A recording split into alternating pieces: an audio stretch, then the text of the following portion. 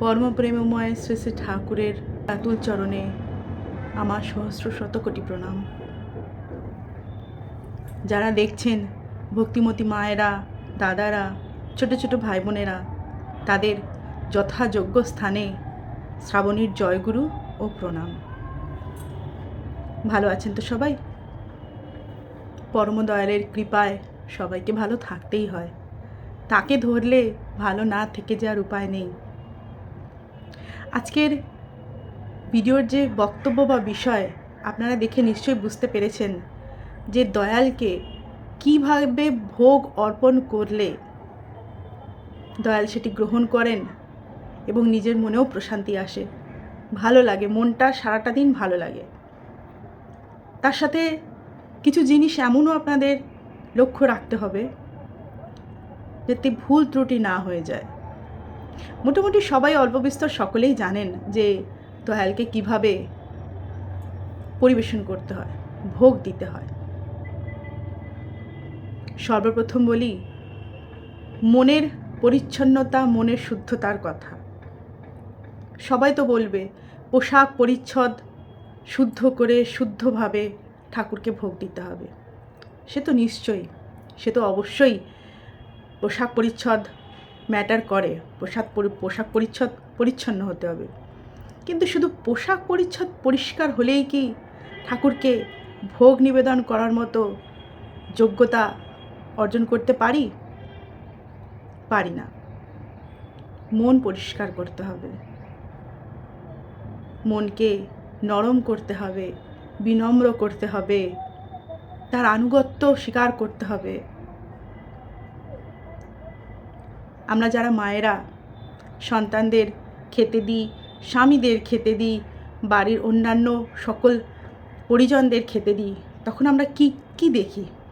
পরিষ্কার পরিচ্ছন্নতা যেমন, তেমনি মনের দেখবেন একটা ভাব থাকে তো ভাব।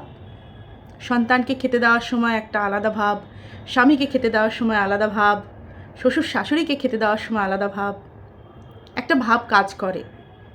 ঠিক তেমনি দয়ালকে ভোগ পরিবেশনের সময়, তাকে ভোগ নিবেদনের সময় মনের ভাবটা খুব জরুরি। সর্বোপরি বলি যে কিছু জিনিস আছে যেগুলো আপনাদের ভুললে চলবে না।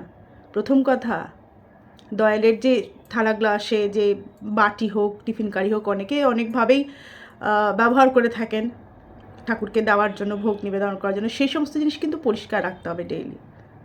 পরিষ্কার করে রাখতে, পরিষ্কার পরিচ্ছন্ন যেভাবে নিজেদের বাসন রাখেন তদ্রূপ। তার সাথে খাবার দেওয়ার সময়, ঠাকুরকে ভোগ দেওয়ার সময় ভোগটি অবশ্যই একটি চাপা দেবেন, একটি ঢাকনা দেবেন। দেখুন কতগুলি কারণ আছে। প্রথমত, ঠাকুরকে যখন আপনি দেবেন ভোগ, ধুলো ময়লা পড়তে পারে, পোকামাকড় পড়তে পারে, কিংবা আমরা মানুষ তো, আমাদের দৃষ্টি, আমাদের মন কখনো কখনো বিচলিত হয়েই ওঠে প্রিয় জিনিস দেখলে। এই ধরুন আপনি ঠাকুরকে রাজভোগ দিলেন, দিয়ে চলতে ফিরতে সেই রাজভোগের দিকে যখন আপনার দৃষ্টিটা পড়বে, কোথাও মন একটু লোভবশবর্তী হয়ে ওঠে, তখন মনেই হতে পারে যে আজ একটা রাজভোগ খেতে পারলে ভালো হতো, বা মনে কোথাও একটুখানি জিভে জল চলে আসে। তো সেই ক্ষেত্রে তাকে যখন আমি দেবো, সেই জন্য আমাকে ঢাকা অবশ্যই দিতে হবে। আচ্ছা, এরপরে আমি বলি, এই যে আপনাদের বললাম না যে কীভাবে দয়ালকে ভোগ নিবেদন করলে তিনি গ্রহণও করবেন আর আপনার মনে প্রশান্তিও আসবে। বলি, আমার মা যখনই ভোগ নিবেদন করেন, ভোগ নিবেদন করার পর অনেকক্ষণ চোখটি তার বন্ধ থাকে। তো মাকে আমি একদিন জিজ্ঞাসা করেছিলাম যে মা, তুমি কি প্রার্থনা করো, কিছু বলো? তখন মা আমায় বললেন, না, প্রার্থনা তো করি, কিন্তু একটি অন্য জিনিস। সেটি কি? মা চোখ বন্ধ করে ভাবেন, আজ যে আমি ভোগটি নিবেদন করলাম, সে ফল হোক, বাতাসা হোক, কিংবা মিষ্টি হোক, যাই হোক,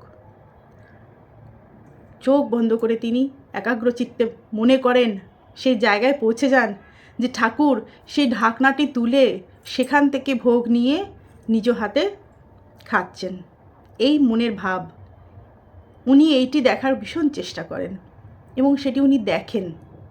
ওনার মনের ভাব দ্বারা উনি সেটি দেখেন। ঠাকুর, বড় মা, বড়দা সব দেখেন উনি। দেখার পরে ওনার মনে একটা শান্তি, প্রশান্তি আসে যে হ্যাঁ, ঠাকুর গ্রহণ করেছেন। ঠিক তদ্রূপ সেই দিন থেকে, শোনার পর থেকে আমিও তাই করি।